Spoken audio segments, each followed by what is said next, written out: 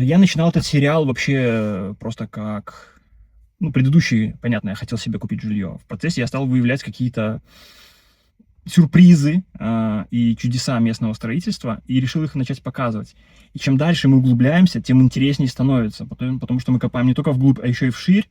Мы обнаруживаем не только конструктивные штуки, но и на профессиональном уровне даже. То есть вот вопрос к образованию, что дает университет, он их учит обманывать, и у них в самом деле нет ответственности за это.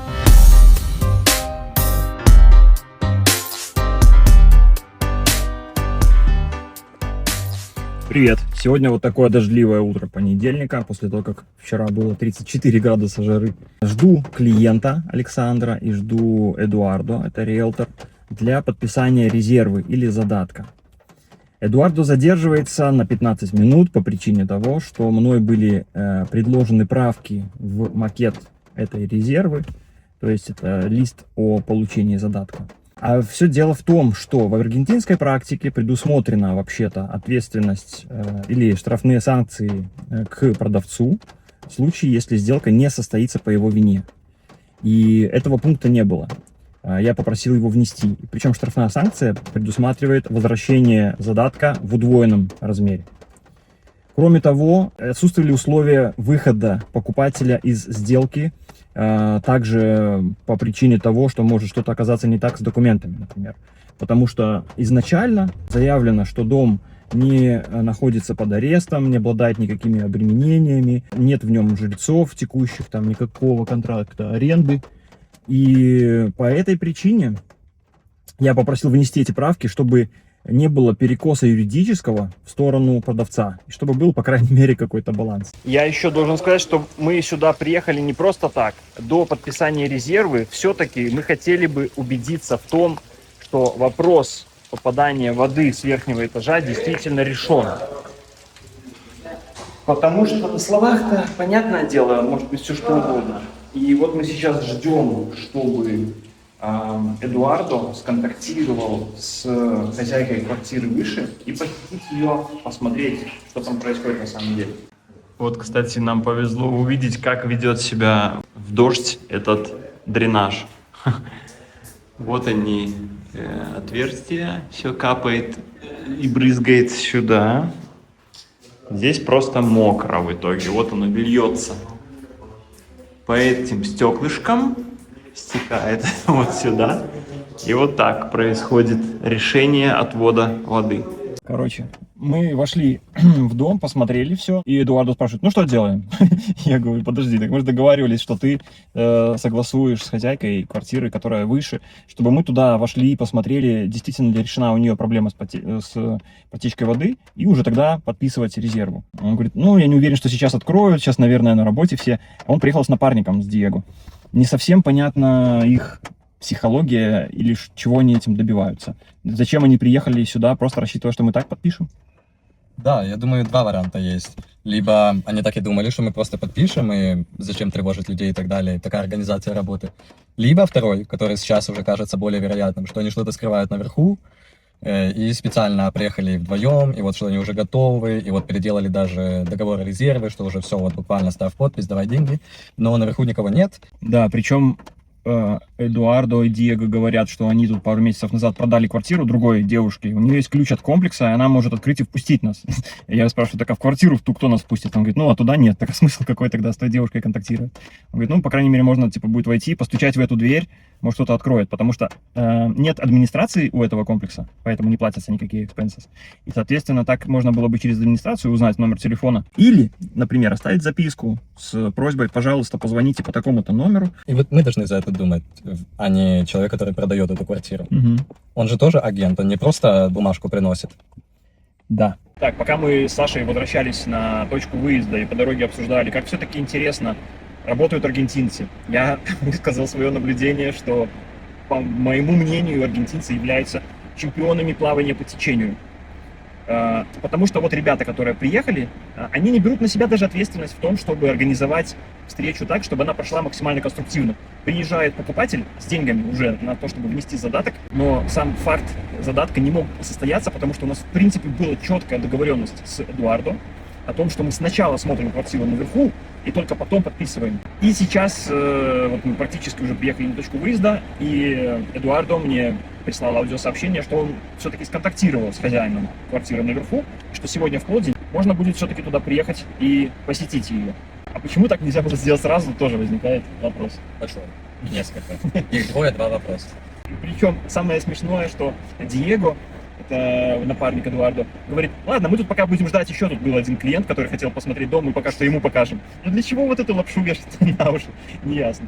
День подписания резерва, они показывают еще кому-то. Да, это нонсенс, потому что мы, когда обзванивали по другим вариантам, вот я обзванивал, мне говорили, что тут уже есть словесная договоренность, мы уже дали слово, что резервируем для этого клиента. То есть самого факта резерва еще не было, но мы ждем, и поэтому пока никому не показываем. А тут, получается, Диего, ну, видимо, просто вот он хотел так подтолкнуть сделку к тому, чтобы она все-таки закрылась именно тогда. Мы едем повторно на встречу. И мысль, которая у меня появилась закономерно. Первый раз мы посетили этот дом и сформировали некоторое впечатление о нем, сформировали список аргументов или претензий, на основании которых делали свое предложение. Во время первого визита я, может быть, не совсем корректно сформулировал свой вопрос к Эдуардо, обсуждаемая ли цена. И он сказал, что нет, эта цена окончательно $46 тысяч. Но, теперь смотри, когда мы им предложили 42, контрпредложение не последовало. И он согласился. Чем я удивился. И это действительно вызывает вопросы, почему так легко и быстро они сдали позицию. И это действительно немного настораживает и заставляет сейчас быть более бдительными, особенно учитывая все вот эти непонятные манипуляции, которые уже мы видели сегодня. Потому что первый вопрос, который, или первая мысль, которая возникла, когда они сходу приняли наше предложение, это типа, блин, надо было еще меньше предлагать, да? Ты мне записал аудио, я думаю, надо было 39. В целом от своего слова сдержал, цена не обсуждаю. 40 предложений не обсуждаю. То есть обсуждений не было, да. Сейчас для небольшого поддержания интриги я вставляю осмотр другой квартиры, которую мы проводили с Александром, в другой день. Но с этой мы закончим в конце. И я вам хочу сказать, что это точно стоит того, чтобы досмотреть. Мы находимся в районе Генераль Пуэрредон, в его южной части, ближе к реке. Вот идет Александр, мой клиент, и вот два риэлтора, Педро и Алехандро. Нет, Пабло и Алехандро. Они будут показывать нам сейчас квартиру, которая внутри, и также могут показать дом, который вот здесь рядом продается. Квартира до 45 тысяч и дом до 55. Ну что, посмотрим квартиру или сколупнем что-нибудь интересненькое, как вчера? Я хочу надеяться только на лучшее. Ну давай, начнем. Bueno, ingresamos. Он сказал, что вот этот проход... Alexander, ¿verdad? Sí. Bueno, mira, todo le comentaba, ahí todo pintado esto, ¿viste? Se va a hacer un revestimiento plástico en esta parte, digamos, del ingreso, que le va a cambiar bastante, digamos, la cara a todo. Todavía están trabajando, ¿viste? Esto va a estar listo, digamos. Eso va a ver toda gente andar. И я также с Пабло поговорил, выразив идею, что тут вообще неплохо было бы просто накрыть сверху какой-нибудь такой небольшой крышей, можно полупрозрачной, типа из поликарбоната. И уже здесь было бы сухо.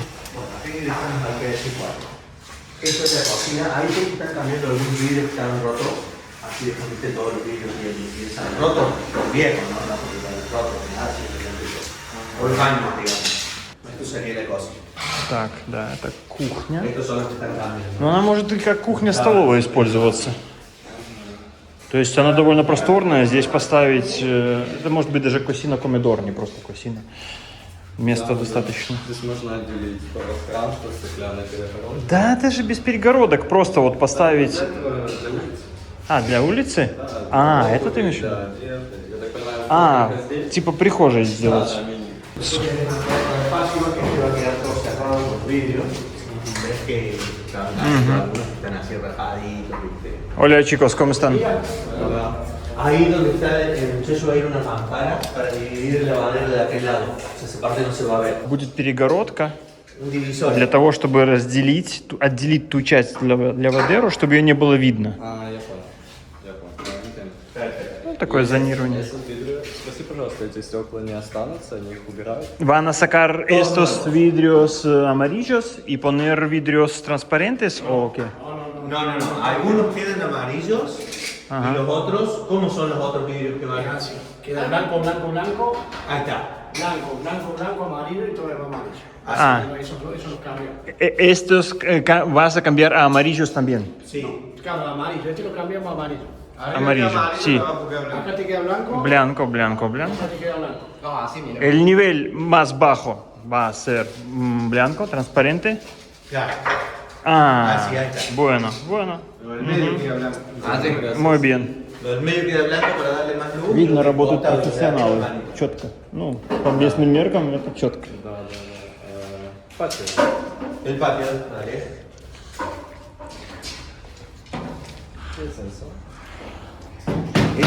Esto es del mismo sistema de la cloaca y de todo el desagüe para que el agua salga para la calle.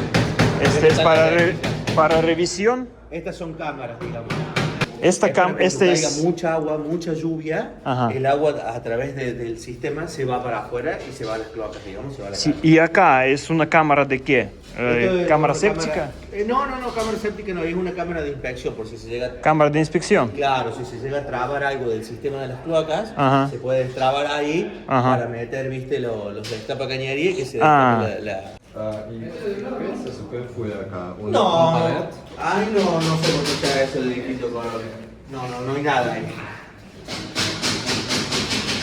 То есть здесь ничего не было, это просто такой дизайн. Не совсем понятно. ¿Hay planos de este departamento? Yo si querés después te paso. Bueno. ¿Sacas el video, Nico? Так. Sí, son algo de esos.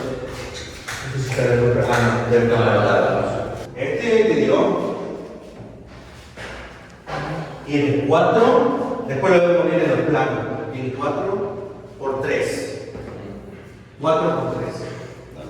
Dormitorio. Ну, тут зонировать можно нормально. Можно даже какую-то нишу сверху придумать. Что сделать? Нишу какую-то для Нишу? Да, типа антресоль. Типа антресоль. Можно шкаф просто делать от пола и до самого потолка. У него будет и антресоль, и в сам шкаф ты можешь что-то складывать. Ese es un pasillito que hay entre los dos dormitorios por abajo, ¿sí? То есть это проходная спальня. Como un patiecito, viste, por si querés salir del dormitorio, viste, afuera. Se conecta con el otro dormitorio. Ahí tiene reja por una cuestión de seguridad.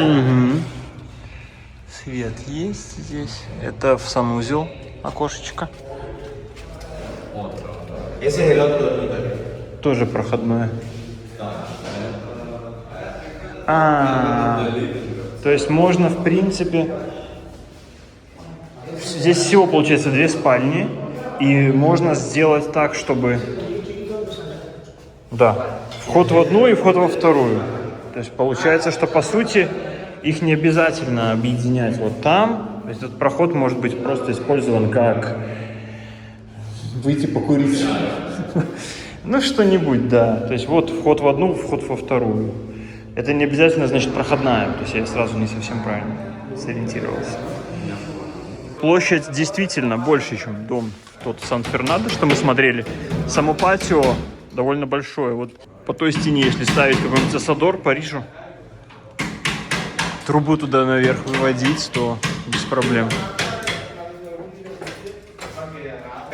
Смотри, идея какая. Можно, чтобы не внутри своего помещения отделять прихожую, вот здесь, вот эта дверь последнего соседа, условно говоря.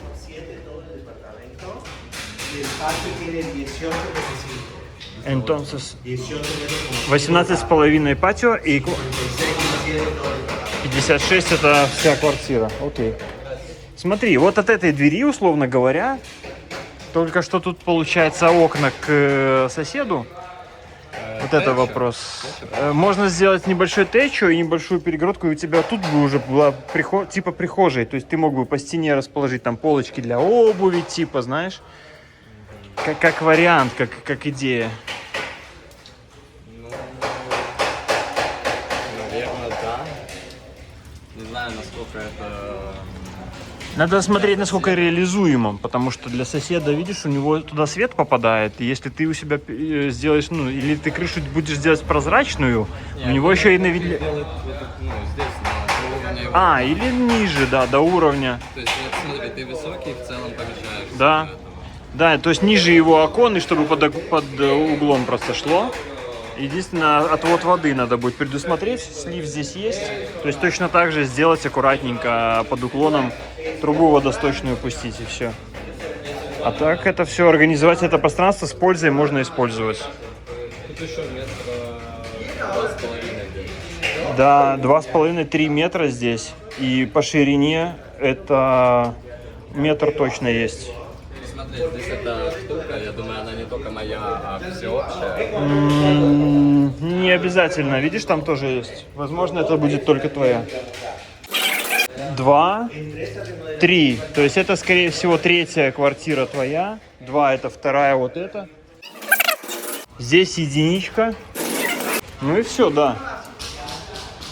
Так, вот мы забрались на крышу. И здесь мы можем обнаружить, как обычно делают плоские крыши, просто с небольшим уклончиком. Судя по текстуре, это все кирпич. На него сверху нанесена жидкая мембрана, так называемая.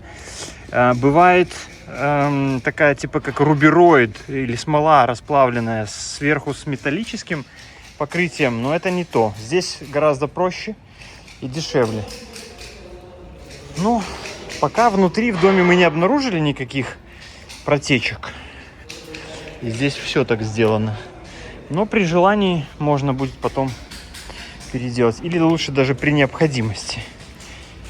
Какой-то крючок. Водный бак, который течет через верх. Вот это похоже, что там или поплавковый механизм плохо настроен, или что. Оно как будто вытекает из бака. Да, вот оно течет. То есть будет перерасход воды. Надо будет за все это платить. Так, в одной спальне мы все-таки обнаружили небольшие следы намокания. Но это все огрехи плоской крыши, которая сделана по такой довольно примитивной технологии. Просто потому, что дождь в провинции Кордова это не такая большая проблема. Он идет пару месяцев в году и потом до свидания. Повезло, что сейчас идет дождь, и мы можем видеть его следы. Вот, это влажная полоска, там видна прямо трещинка, откуда это расползается. Я был на крыше, там критичного ничего нет, просто нужно крышу накрыть нормальной гидроизоляцией. Мы, не отходя от кассы, решили все-таки посмотреть сразу прилегающий дом за 54 тысячи, он с гаражом.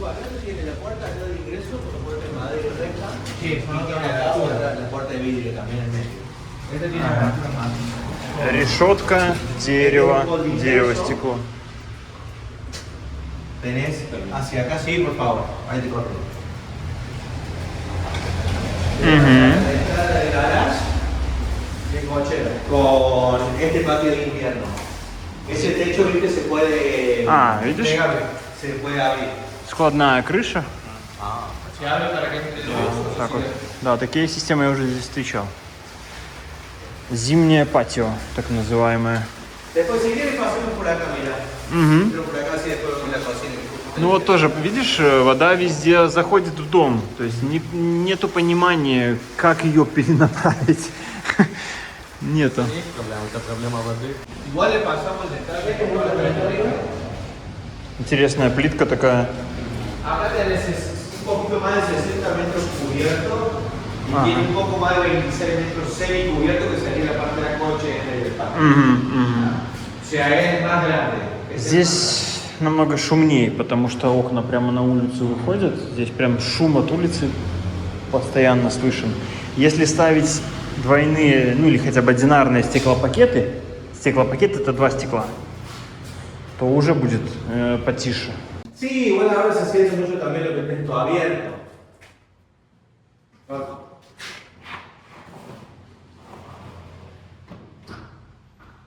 Veo ahí como silencio Sí, bastante. un poco más silencioso, pero...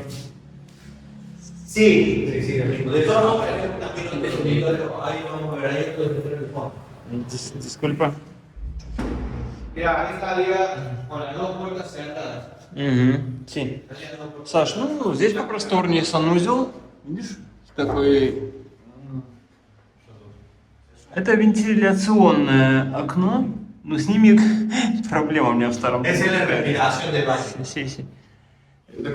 Это называется вентилюз. Exactamente. Оно наполовину открывается, тоже вон тяга какая-то обломанная, видишь, торчит. То есть сейчас уже это и не открывается, и не закрывается. Но да, оттуда могут залезать скорпиончики, по опыту говорю. Так, хорошо. Значит, это у нас получается из гаража, из патио вход. Это напрямую вход с улицы. Сюда может быть, допустим, кабинет, где более шумно. И тут пошел более тихий спальный блок. Living comedor. Да, living comedor. Exactamente. ¿Y dónde está la cocina? Aquí la vuelta. А, кocina дальше. Да. И это качели. Это качера. То есть, если что, можно кушать либо тут, в Косине Комедоре, либо там. Выбор такой есть. Es de la cocina. Это Ahí está terminando de hacer. лякар. И вот тоже, видишь, как сделали свет, чтобы попадал? И тоже вентилюз, который ты не подпрыгнешь. Открыть, вот тяга. Но это все уже не рабочий механизм давно. Уже, видишь, все там переделывать. Это как странно. Какие-то зачем? Раньше так делали, но не думая стратегически, как это будет работать через 10-20 лет. То есть оно, может, поработало пару лет, потом это, если ты штуку не смазываешь, оно тебе все равно застрянет. Ну, давай кухню посмотрим. Ну, и тут нет окна выходит. Ну, это я не Да, считаю. это просто, да. Это склад. Y esta es la cocina.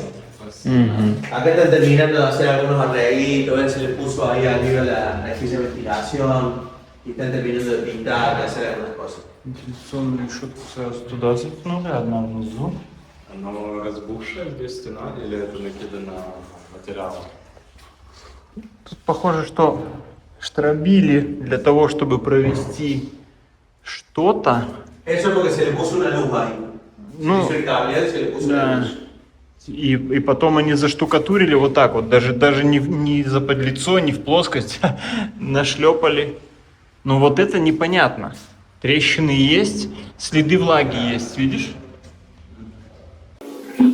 Acá en este espacio de la cocina, le tenés ahí la salida de gas y arriba la salida para el extractor, el artefacto de cocina, y ahí va el lavarropa. Ahí va el lavarropa, tenés el agua, la salida de agua y la descarga abajo del agua. Я когда вот на такие вещи смотрю, первое, что в голове крутится, фраза «Как они строят?» Es más grande. Este es más grande, Aquel tiene 65 y este tiene más de 80. más de 80. Entre metros cuadrados y metros cubiertos. Aquel tiene 75, de los cuales 60 son el cubierto y el otro en el patio. Este es el PH1, es más caro. Саш, Y es el único que tiene garage. Y es independiente, el único que tiene coche. оно дороже, но я не вижу оправданности этой цены, потому что 54 тысячи, а там 45. Тут шум вообще, он не прекращается. Ты никогда не сможешь нормально себя здесь чувствовать, ну, если только не привыкнешь к нему. Там реально тише. Да.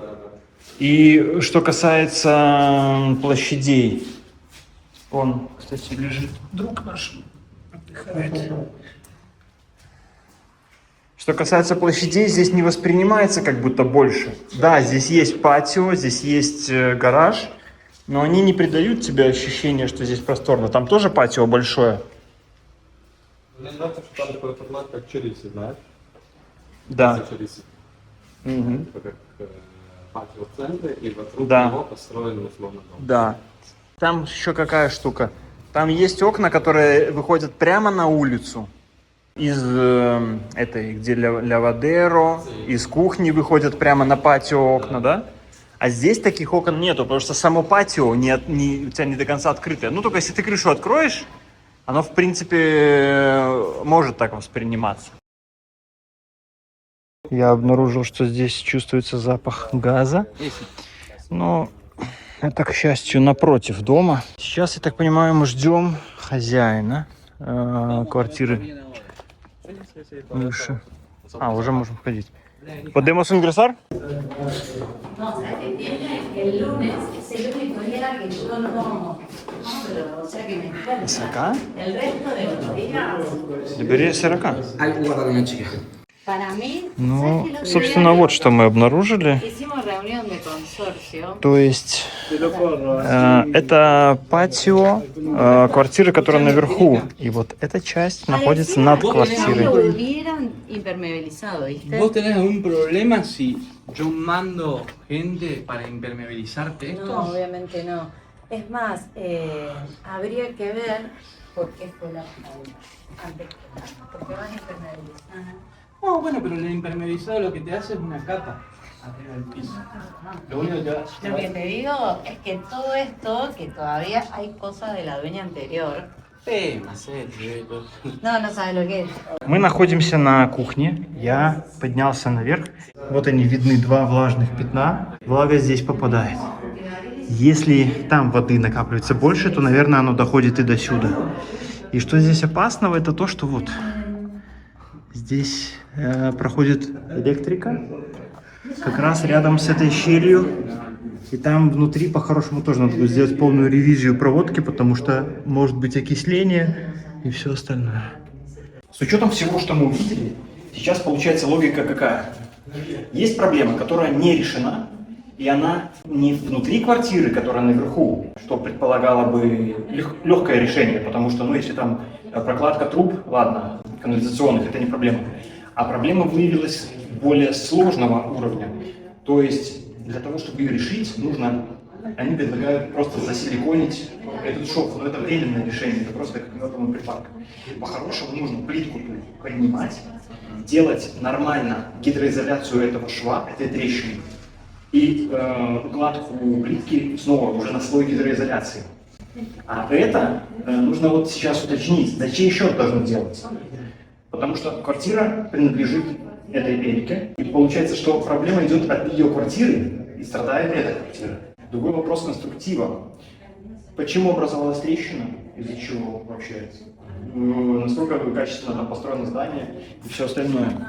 Потому что если даже переложить плитку, и есть какие-то движения, если тут, например, я не знаю, там стыкуются плиты перекрытия или еще что-то, что это за трещина, если она гуляет постоянно, то новая плитка точно так же может треснуть. Как тебе такое? Вот ты сказал за конструктивные особенности, если плитка будет гулять, точнее плита внутри, то сверху плитки новые будут лопаться все равно, то как тебе мысль, что вот эту конструкцию, которая замаскирована под кухню, поставили специально, потому что были еще больше проблем до этого, уже немного другой чаши. Это не лишено. Да, это не лишено смысла, потому что действительно, если такой большой пролет без подпорок, и если над верхом проходит, например, стена как раз по этой линии, то эта плоскость не может держать такую нагрузку без там, гуляний, без вибраций. Если там кто-то еще и ходит, например, то это все как раз и будет приводить вот к такому. И может быть это костыль. То, что мы видим в виде экстравагантной кухни, это может быть просто костыль. Собственно, поэтому, может, и не торговались вообще. Тут тоже, кстати, я обнаружил, видишь, какое-то непонятное пятно. Так, ну сегодня я точно не готов. Да. Ничего. Проблема серьезная. И Можно предложить следующее, вызвать специалиста, но тут надо решить какого, потому что просто плиточника будет недостаточно. Плиточник делает работу только по фронту работы с плиткой. Тут нужен или конструктор, или архитектор, кто сможет оценить. Можно попросить планы этого комплекса, допустим, если есть, оценить планы и как реализован этот проект. Если он, сам проект содержит конструктивную ошибку, это, грубо говоря, ты на плохом фундаменте построил дом, который обречен постоянно иметь проблемы. Нужно решить, насколько целесообразно вкладываться в то, чтобы приглашать кого-то. Есть еще один костыль, который можно сверху сделать, чтобы она у себя накрыла вот этот проход, чтобы дождь туда не попадал, чтобы она сделала открытой ту часть, где у нее асадор стоит, а этот проходик, чтобы она накрыла. Тогда вода не должна попадать. Но это все равно костыль. То есть трещина, даже если ты вот потолок покрасишь снова и побелишь, трещина будет появляться, оно будет гулять. Ответы у нас появились на многие вопросы, которые возникали. И это, да, кстати, тоже. Почему так интересно обыграли?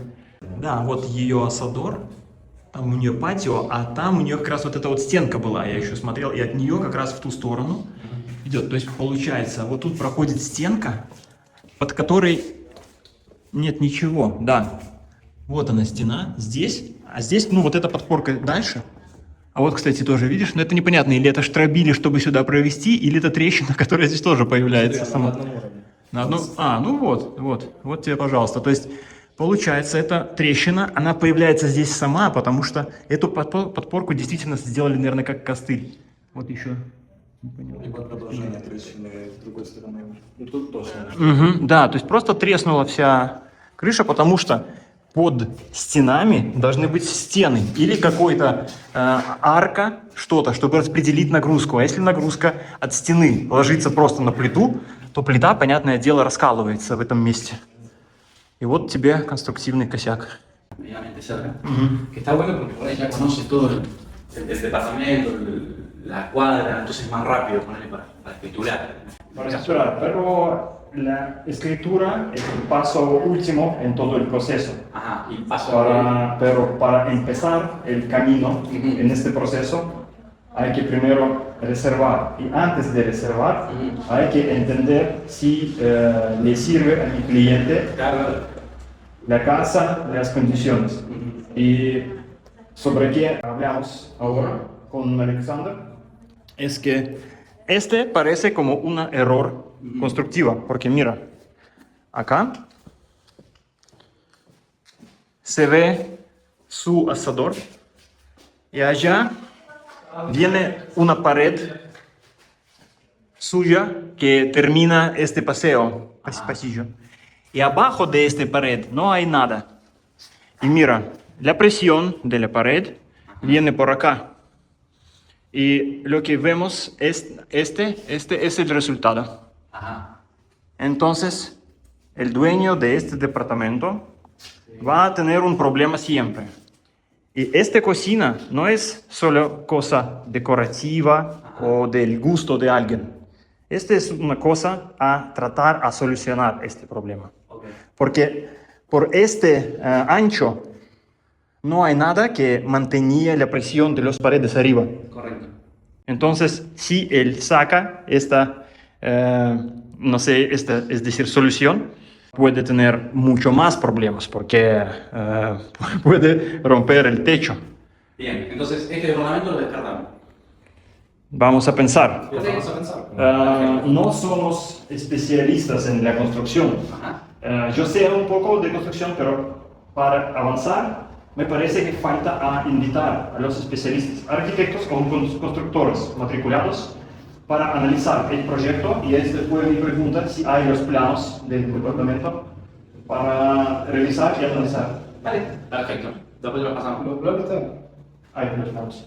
Para analizar, porque por mi experiencia, a construir y hacer los proyectos, si hacen varios pisos, siempre abajo de las paredes tienen que ser o las paredes o los arcas, no sé cómo se llama, para mantener la presión. Si no lo hacen, van a romper el techo. Ты в печали? Я в печали большой. Я был в такой радости с утра, когда ехал сюда. Я уже, как я говорил раньше, осушил одну из провинций водой, потому что нагенерил кучу интерьерных решений в КПТ. А теперь после этой проблемы есть возможность, конечно, что я вернусь к этому варианту еще для обсуждения и осмотрения, но, во-первых, то, что это все скрывали, и то, что это полуочевидные вещи, если человек продает дом. И, во-вторых, то, что я не хочу покупать проблемы на будущее, которые нужно решать. Тут я позволю себе вставить один важный момент. Во-первых, степень твоего расстройства сейчас, возможно, не сравнится с возможной степенью расстройства, которую ты бы получил, обнаружив эту проблему после покупки.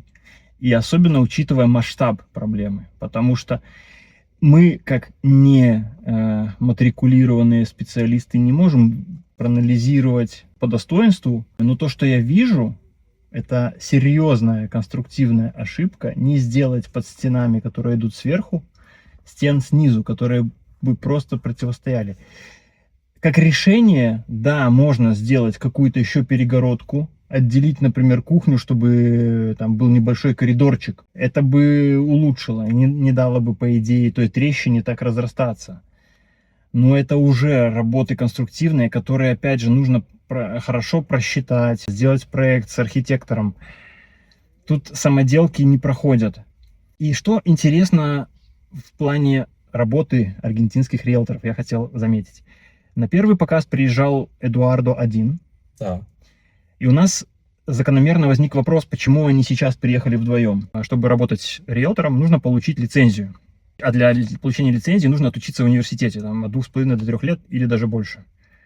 Не все идут по этому пути, и бывает такое, что кто-то, у кого есть лицензия, открывает риэлторское агентство и берет к себе на работу тех, у кого нет лицензии, и они уже между собой делят процент. И у меня здесь логически вытекает следующий вопрос. Знаешь, какой?